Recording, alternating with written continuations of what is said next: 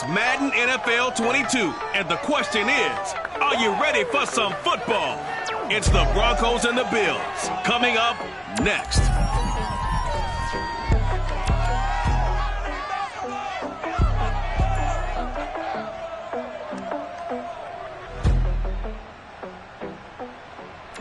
We are just about 4 miles off the shore of Lake Erie at Bills Stadium in Orchard Park, New York. A few moments ago, to the delight of this Buffalo crowd, it was the Bills racing out of the tunnel as they get set to match up with the Denver Broncos. Getting toward the halfway point of the NFL season, Week 7 is underway on EA Sports. From his end zone, Isaiah McKenzie. And ultimately cannot get this out to the 25-yard line as he's dropped at the 23.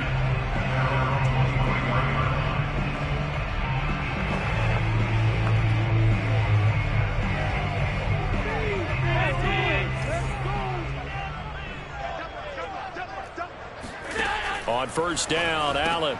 That's caught by his tight end, Dawson Knox. This will be stopped about 2 yards shy of the marker. 8-yard gain, 2nd and 2. This defense for the Broncos, they played really well in the win over the Raiders a week ago. Yeah, they held them to just 7 points. And if you rewatch the game tape, and I did multiple times, it was amazing to me that the other guys even got 7. They were absolutely dominating on that side of the football. 2nd and 2 is prime time for a little bit of a gamble, isn't it? Open up the playbook, go play action, toss that bad boy deep.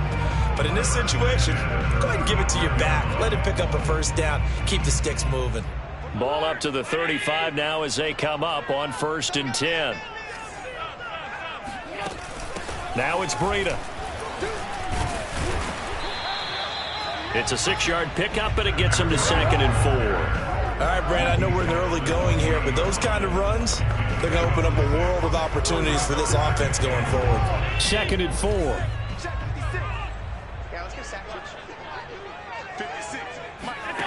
Here's Allen to throw it.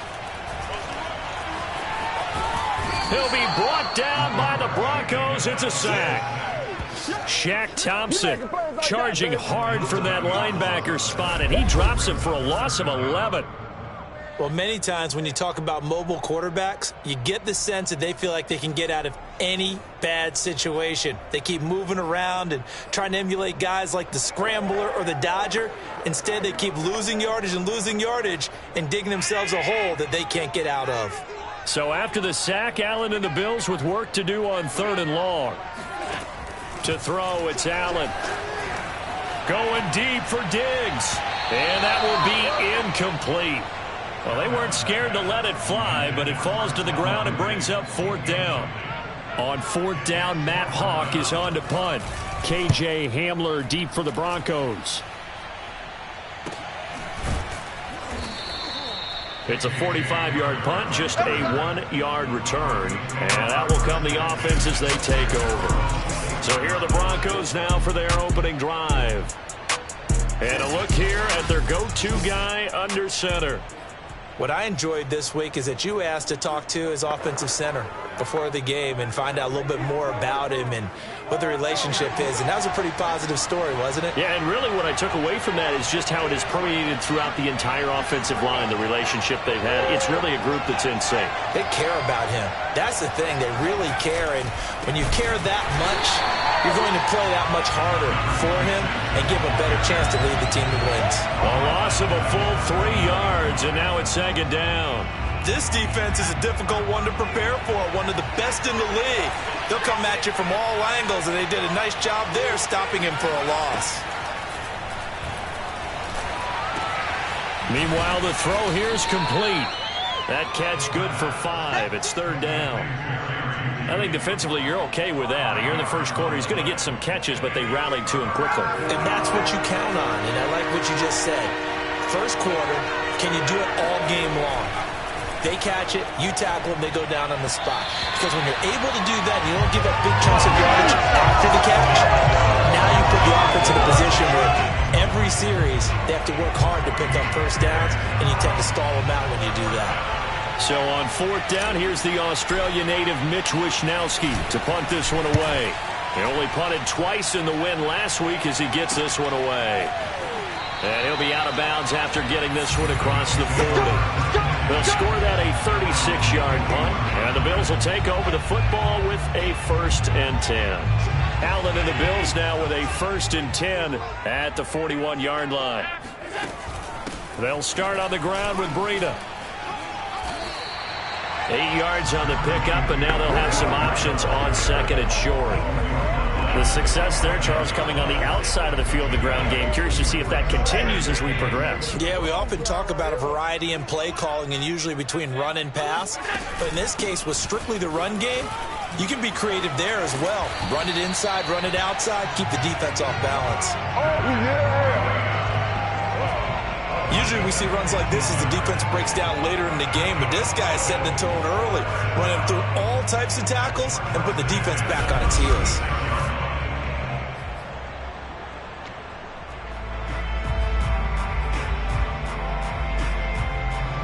Back-to-back good plays have them on the move on 1st down. To the air, Allen. And that is knocked away in the middle of the field and incomplete. Yes, sir. How about an attaboy there on 1st down? Got his hand in and knocked it away. So after the incompletion on 1st, now 2nd and 10.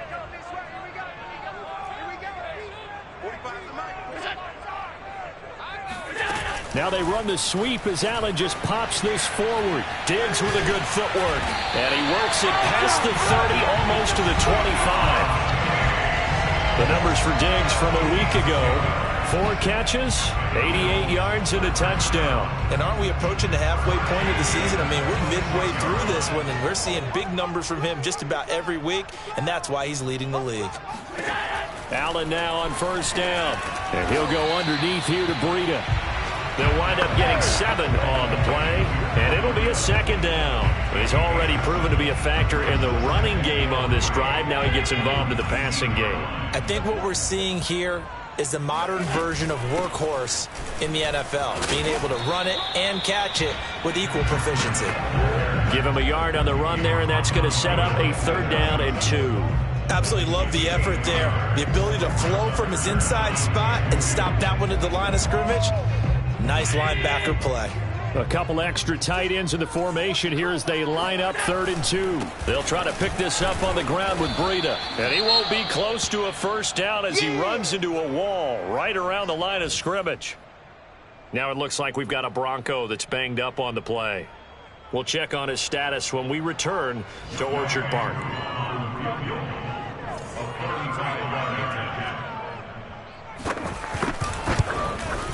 And his kick is right there. It's good, and the Bills will take a 3-0 lead. So a good kick there. They put the bow tie on it with 3 points. And let's face it, everybody wants a touchdown. We know that. But in the NFL, defenses are awfully good. You're not going to score each and every time. Be able to knock the ball through the post and take the throw. By the way, I said bow tie. I meant just bow. Not the tie, but yeah. Either way. You got it. I just went right past it.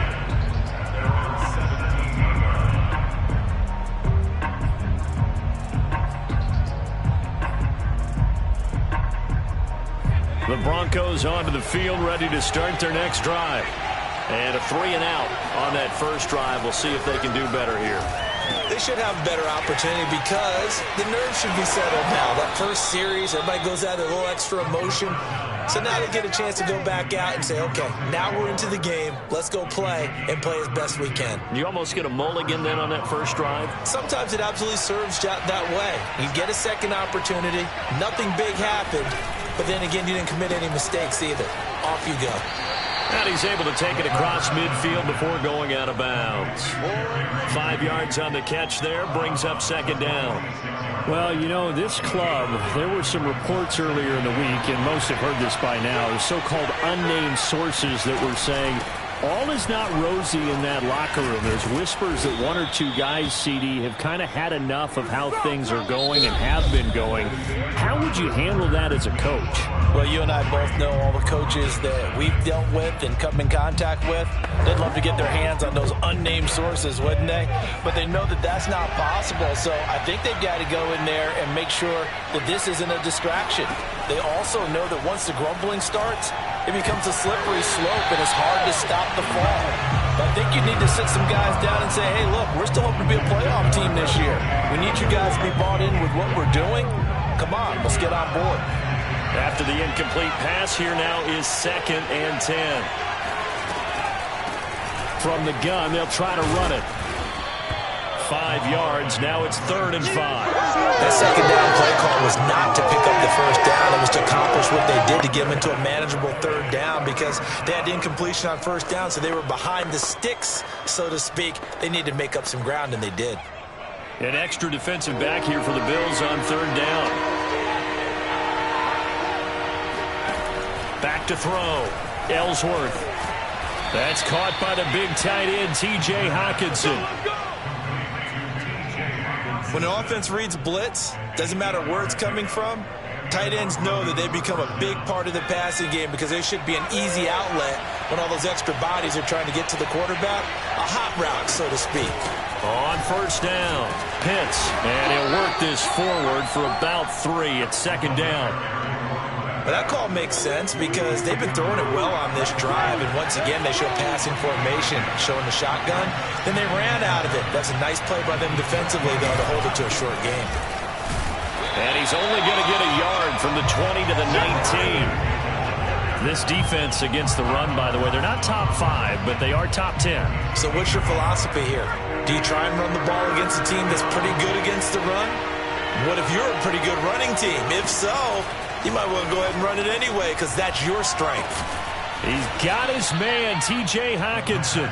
And he will have the Broncos 1st down as they're able to get the 3rd down conversion. And the tight end is certainly a position built to move the chains because they can control space underneath. If they've got good hands, then, of course, they're a dynamic target. But one other thing is they're right in the sight lines of the quarterback. And this is going to be intercepted. Picked off by Micah Hyde. And the Bills are going to get the football here as the ball will come out to the 20. So this is something we didn't see at all from this offense in the victory last week. That's a turnover. They didn't have any, but giving the ball away here in the opening quarter. I love the surprise in your voice because it's exactly what you stated. Didn't see it last week, but it was a key to their win. And it'll be a key to this game as well, protecting the football. Didn't get it done there.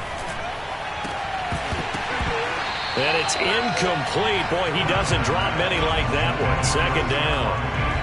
We know it's not an easy job to go out and catch passes when people are trying to tackle you and knock the ball away. But the bottom line is, that's a pass he's got to have and a pass he should have caught.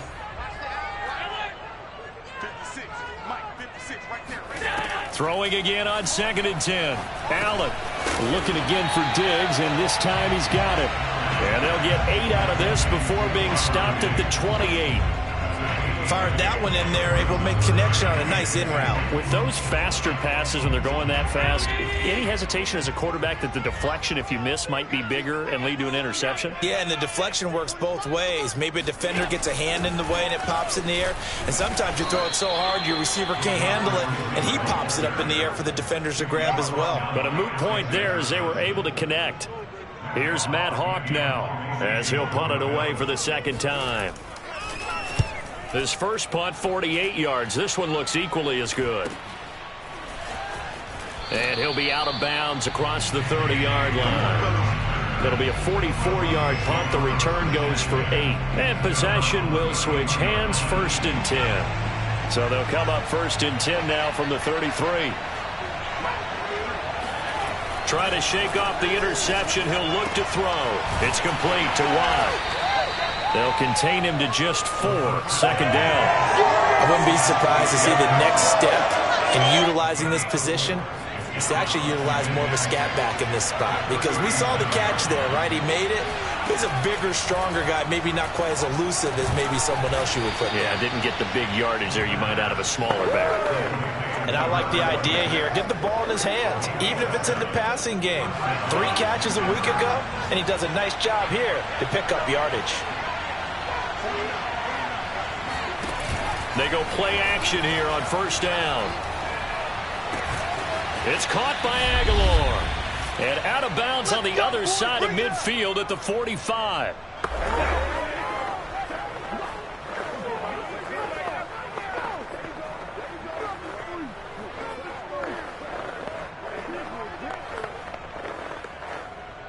And we'll remind you that coming up at halftime, we'll join Jonathan Coachman and the gang in Orlando. Coach will have stats and scores from the early games going on here around the NFL.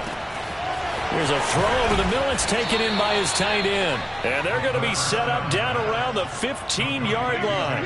It's a big play there for the Broncos. There's no doubt in my mind that not many guys in this league have had the impact that he's had here in the first half of the season. He's been a big play guy from the word go and continues to be one with another one right there. So after the big play, look at this, all the way down at the 15 now on 1st and 10. From the red zone now, they'll look to throw. And that one drops down, incomplete. Good coverage there, forced the ball free, and it's 2nd down. He did a fine job there of not hitting it before the ball arrived, and I've got to tell you, you can often mistime that play because of the angles of approach. When you're going to get him, sometimes you panic as well and think, I've got to be there right now. Instead, in this case, timed it perfectly and knocked it free. And he'll find his way down right around the 12. He'll get only 3 there, so it leaves him with a 3rd and 7 ahead. Typically, we think it's the strong safeties that are better tacklers, especially closer to the line of scrimmage amidst traffic. But in this case, how about the free safety coming up and making the big-time play? And a quick throw here, that's complete. And the Broncos are going to have 1st and goal as they try to finish off this drive with 6 points. Well, they've had a great, impressive drive going here, and that pickup ensures the drive continues. And not only do you continue the drive, which is demoralizing for the guys on the defense side of the ball right now, but you make your own defense happy. They're able to get a little more rest over on the sidelines while this one continues downfield.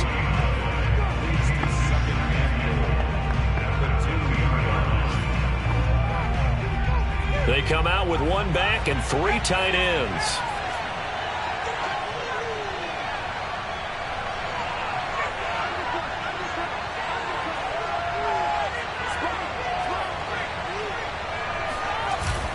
On 2nd down, Pitts. And they'll get him down just shy of the goal line at about the 1. Now the Broncos going to use the 2nd of their timeouts as it comes with 22 seconds to go here in half number 1. This Buffalo defense has stood their ground. This is 3rd and goal. Looking to throw. Ellsworth under pressure now, and he's going to go down. Sacked back around the 8. Now the Broncos will use their 3rd and final timeout as they stop it with 16 seconds to go in half number 1. Now Brandon McManus for the Bronco field goal from the right hash, and this one just a chippy. The kick by McManus is good. So he's been automatic to this point of the season, and he connects on the field goal there. And what a luxury it is to have a kicker you can depend upon, partner, because he hasn't missed all year long. Converts on that one as well.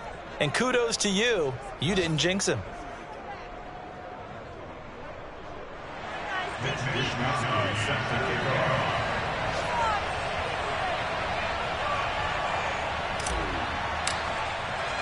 Field goals all we've had so far. 3-3 now as the kick is away. And not wanting to risk anything here late in the half, he'll just take a knee and they'll bring the football out to the 25. The Bills come to the line to start their next drive, as they'll take over with just 13 seconds to go before the break. They'll indeed try to run it out as they start on the ground. And how about that for just running out the clock? Now a timeout taken. Perhaps a chance for one more quick play and then another timeout if they hurry. We'll see. A big hitter to start the drive has him up near midfield here for 1st and 10. Now Allen. The left side caught by Diggs. And he's out of bounds as he gets this down to the 45. Give him 9 there on the first down completion. If you're running out route, it's likely you're going to end up near the sideline. And what did we just see there? Toe tap. You got it. The benefits of practice. Toe tapping, foot dragging, picking it up, and making sure it was a catch. So with 2 ticks left here in the half, on is the field goal unit. This will approach NFL record territory. It's a 62-yard attempt. That's running out of steam, and it won't get there. He left it just short. No good. So we've reached halftime in a low-scoring affair, just a pair of field goals. 3-3 is our score. As we'll head down to Orlando, that's where we find our man Jonathan Coachman at our EA Sports Halftime Report. Coach. Okay, Brandon, thanks very much. A lot to get to here as some of the division races starting to take shape as we look around the NFL here in week number 7.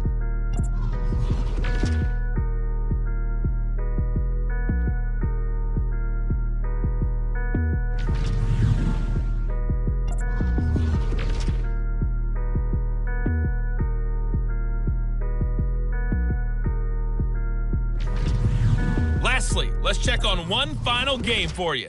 And you can see they are scoreless as they play the second quarter.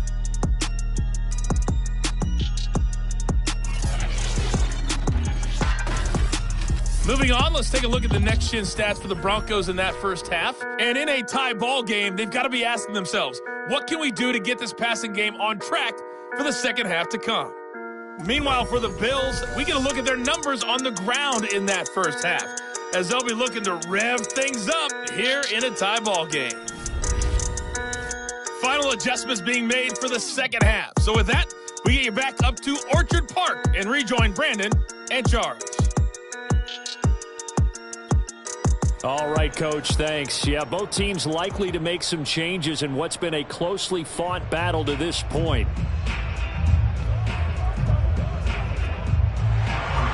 Second half ready to roll. 2 field goals, the combined output in half number 1. Could be first touchdown wins. Taking it about the 1.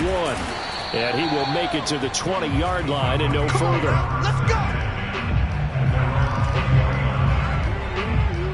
Here comes the Broncos offensive unit here as they'll have it first to begin this third quarter. It's a tie football game here. What do you think, Charles, the message was at halftime? Well, I think that they probably just looked at things and said, we're fortunate that this is a tie game. No need to panic, no need to change a whole lot. We didn't play anything close to our best in the first half, so we don't have to go out and win one for the Gipper. Let's just go out and play our best football and win one for us. Fights forward for only about a yard up to the 21. Sometimes with the running game, you've just got to stick with it. Look, it's the third quarter, no time to panic. But that also doesn't mean you just do it the same way you've been doing it the entire ball game. Maybe change up some blocking assignments or run a few different plays, but stay with the overall essence of the running game. There's a ball thrown right side and complete. And he's got this almost to the 40 before going out. Never make the mistake that the slot receivers, especially the little guys like we're watching here, are just quicker than fast. A lot of them combine quickness and speed, and they catch a lot of footballs, as we just saw there.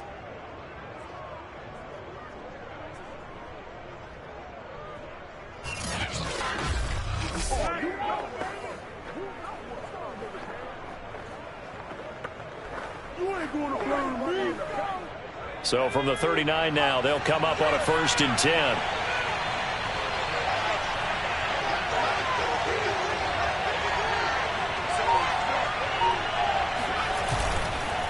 And he'll give it here to his running back. And he's going to be met at the line of scrimmage and taken down. Officially no gain on the play, and it's 2nd down.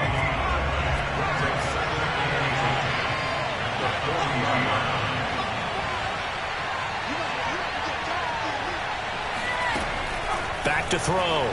Ellsworth. And he fires one incomplete. So, Charles, tie game here. What are your keys as we continue to play this second half? I know people think it's always trite when you say the same things over and over, but they're tried and true in the game of football. Who's going to block better? Who's going to tackle better? In this case, to me, it's turnovers. You've got to take care of the football in order to win the game.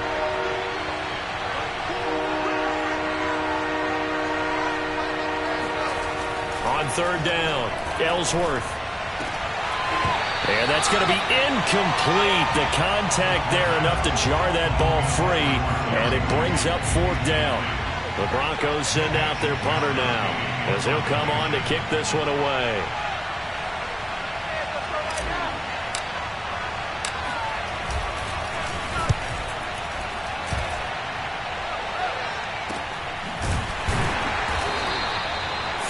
Yards on the punt, give him just 1 yard on the return. So here's the Bills offense now. They get ready for their first possession of the second half. Their defense has done the job. Now it's the offense's turn as they've got it 1st and 10.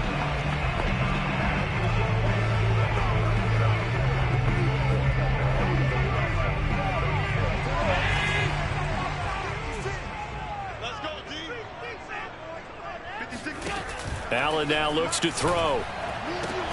That ball caught by the former Toledo Rocket, Deontay Johnson. Now that was pretty. They executed that curl route versus zone coverage, and that changes things a little bit because against man, it's often a tight curl, tight, sharply run route. Against zone, you're just looking for that open spot, that dead area, so you may curl it a little bit wider just to get to that place. And usually a tight window. He fired a bullet in there for the completion. Now a pass dumped off to his running back. And they get him down, but not before he takes it across the 40-yard line. Another catch for him there on this drive, Brandon, and it looks like they're going to utilize him out of the backfield any way they can. And that time they pick up a first down. So now on defense, do you assign a man to him and try and cover him before he gets going? On first down, here's Breida. And the play goes nowhere. Losing yardage back near the 40 at the 39. 2 yards the loss, 2nd and 12. Oftentimes when you see a running back get bunched up in the backfield, it's usually because the defensive tackle is eating up blockers for others to make the play. Not in this case.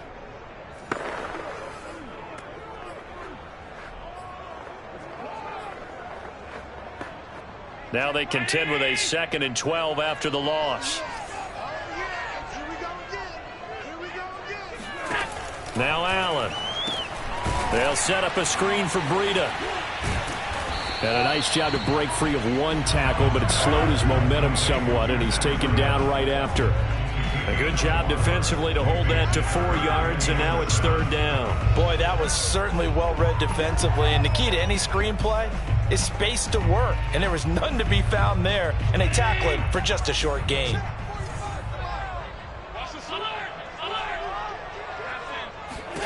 Throwing is Allen on 3rd. And he completes it to the tight end, Knox. And this is going to be another first down as they'll make the tackle at the Broncos' 39. Now what we're seeing, this is much better from this offense because so far in this game, no touchdown to this point. And what's usually a direct correlation? Very few explosive plays. That's been their issue. Not able to make that big shot downfield or break one off, but a nice game there for a first down. That one unable to develop, never got going. A loss of a couple, and it's 2nd down. Got to give some credit there defensively. They snuffed out that screen early on first down. Really read it well, didn't they? Because they didn't bring the pressure that they expected. They covered all the passing lanes. So once you see it break down as the passer, I think in this situation, you're either throwing it at the feet of your back to make sure no one picks it up, or you throw it away. Throw it to the sideline. Don't try and freelance and try and make a bigger play.